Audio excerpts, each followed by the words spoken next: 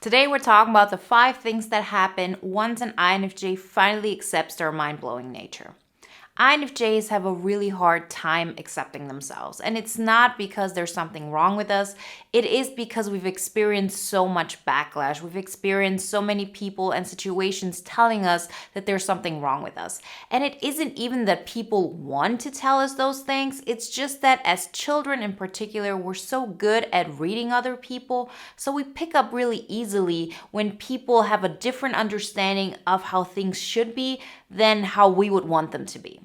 But now we're adults, we can really make those decisions for ourselves. It's about time that we accept our mind-blowing nature, because once we do that, everything changes. And after you do that, you just won't even feel that pushback anymore. Not because it doesn't exist, but because you're so concerned with what you're creating and the amazing INFJ epic life you're living. And that's exactly what we talk about today. What are the 5 things that are happening in order and after an INFJ finally accepts their mind-blowing nature? Before we get started, I want to remind you one last time that the INFJ Epic Life Bootcamp has launched. You have time only until tomorrow to join this live round and our amazing community. We won't have any late admissions like always. So if you want to join us and really start the year off strong, now is your time. Everything you need to know you can find in the links in the description.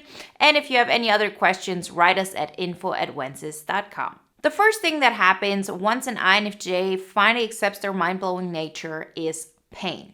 This is inevitable. This is something you have to prepare yourself and you have to anticipate. Because what is going on in that moment? You as an INFJ recognize that all the hopes that you had in the back of your mind of being accepted, being liked, being appreciated will go out of the door. It's not that you won't be able to reach those things maybe, but it's not going to be in your control anymore. Because up until this point, what do most INFJs do? They try to adapt. They try to become the perfect version of who others would want them to be. We know that we're unique. We know that we have something special to offer. But still, in the back of our minds, we feel like if I just do more for others, if I'm just being a better friend, if I'm being even more of service, then people are going to appreciate me for who I truly am. But what we're doing in that moment is we're saying to ourselves, I'm not allowed to be myself. I have to be a certain version of what people want me to be, and then I'm going to be good enough.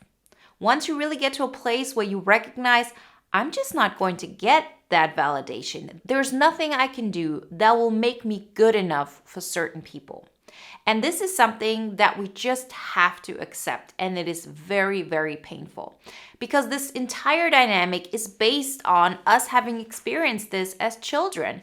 And it really did happen. Like back then, you weren't able to really look at it from a conscious standpoint. It happened automatically. And what we've learned and really taken into our system is I have to do, I have to be for somebody else, for others, for this community or whatever it may be. Then I have a chance of being good enough and of being loved. You get to a place where you recognize I'm never going to fill that hole in my heart through that action and through looking outside, because the pain that I feel has already happened. The pain was inflicted on me because I wasn't allowed to be myself and to be loved for that. So now we have to be the own parent to our inner child, meaning we have to recognize I'm never ever going to get what I'm looking for while looking outside. And so what we have to do in this first step is to really take in that pain, grief. Understand that all the things that we hope for are just not going to happen. What does that mean? Well, it means, I had this thought of if I'm just being good enough for this one person, they would accept me. I have this version of if I just, perform better, or if I act in a certain way, then I'm going to be good enough for a certain person, for a certain group, whatever it may be. And grieving that. Grieving the opportunity that you thought you had, getting to a place where you recognize this just isn't going to happen. Because no matter what you're trying to do, you're always going to play the same game over and over again, trying to prove to yourself that you're worth it. And it just doesn't work this way. We're really creating self-fulfilling prophecies. And before we're ready to get to the next place, we really have to allow ourselves to feel all that pain. And the only way to get over this pain is to go through it. So sit in it. Allow yourself to feel all of the pain, all of the grief, and know that you're going to be better afterwards. You're going to be able to get to the next level. Step number 2, it's time for healing. So first off, we talked about you have to accept reality, which is I'm not going to get what I was hoping for from the outside. And I have to really start with me. And in a lot of ways, there is this point of, okay, if I'm being myself, if I choose myself, if I do the things that I like about myself, nobody's going to love me. Because that's what we have taught ourselves. This is what we've conditioned ourselves for. But when you get to a place where you have no other choice, you go through that pain and you really get to that healing phase. This is the entire premise of you have to feel it in order to heal it. So how do we start healing? Well, we recognize that with all of that pain that we took on, there's also a lot of liberty. There is a lot of peace. Because okay, I know what path I'm going to go down now. It's a painful one. It is going to be difficult to get started because I'm just not fluent in this language. I'm not fluent at the language of being me. It feels foreign. It feels untested. And that is where the entire healing process really begins. It's all about understanding that you choosing you putting yourself first, you doing something for yourself and your future self, that in itself is already the biggest step you can take. It's not so much about the result you're going to achieve. You're going to create amazing results in your life, but it's the fact that you have decided for yourself, from now on, I'm going to make sure that I improve my life on my terms. Not what other people tell me should be great or should be considered successful. No, I want to grow in my way. And that might mean I want to have more free time. It might mean that you say, I want to live in a particular area of the world because that's when I feel most at home. You make those choices based on what you can do for yourself. It's not that this is going to be all of it, but it's the foundation that is necessary to get to the next step. So allow yourself to do absolutely everything that will make you heal. Give yourself the time that you need. Be kind to yourself. Don't expect too much. Just be, breathe, and be ready for the next step. The third thing that happens in the process of the INFJ finally accepting their mind-blowing nature is they have to look at their life. So what I always like to do when it comes to this step is I always ask the INFJs I work with, what if your life never got any different? How would you experience your current life? Because we as INFJs are so great at detaching. We're so great at imagining a great world in our mind that we forget about the life that we're living. But the problem is, if we're disconnecting from reality, we're never going to be able to change that. And in order for us to actually confront ourselves with reality, we have to look at it from the perspective of what if it never got any better? What if I lived in this apartment for the rest of my life? What if the dynamics of my relationships stayed this way until the end of my life? What is my current prosperity like? What is my current connection to my purpose like? Because then again, it is a painful realization, but it really allows you to finally anchor yourself in. Our mind is our North Star. We can set, those amazing visions for ourselves. But if we're not anchoring it into our current reality, we cannot get closer to that vision. If we don't anchor ourselves in, it's always going to be two parallel things, and our vision won't be able to really blossom because you can't really expand on your vision if your life doesn't expand at the same rate. The fourth thing that happens in the process of the INFJ finally accepting their mind-blowing nature is we start projecting positive energy into our own lives. We INFJs are really great at seeing the best in others. We look at them from the perspective of who they could be, of their potential, of their greatness, of all the joy that they could experience. And it's a really easy thing for us to do. We love to do that. We love to inspire others. We love to lift others up. This is something we just intrinsically love to do. But if you get to a place where you really anchor yourself into your life, what this additionally means then is that you are putting more energy into your own life and therefore less energy into other people's lives.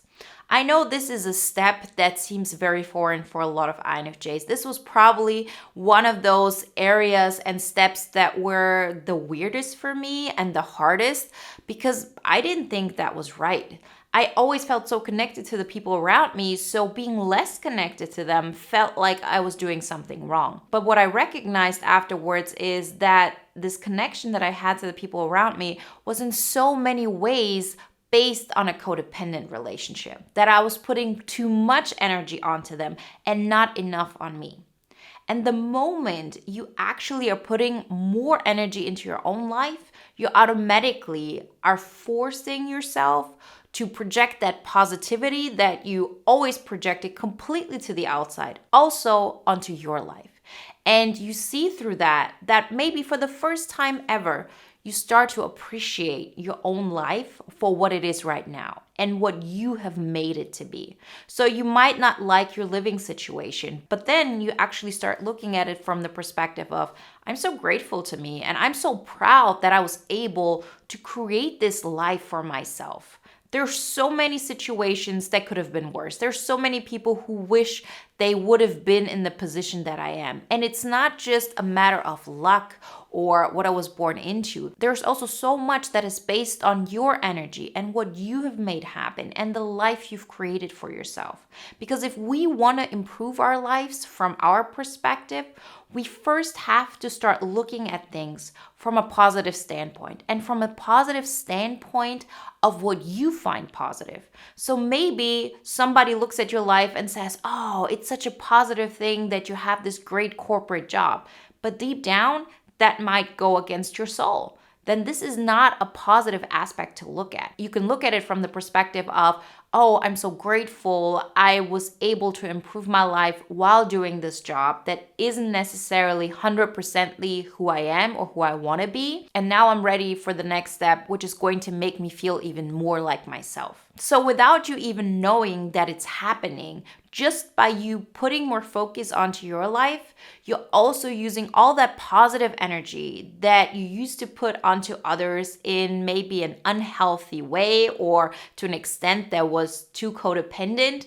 Now you're putting it into your life and you start looking at your life from this positive light of, oh, I've made this life happen for me. This is a great experience. How can I make it even better? And that's when we get to step number 5 in the entire process of the INFJ finally accepting their mind-blowing nature.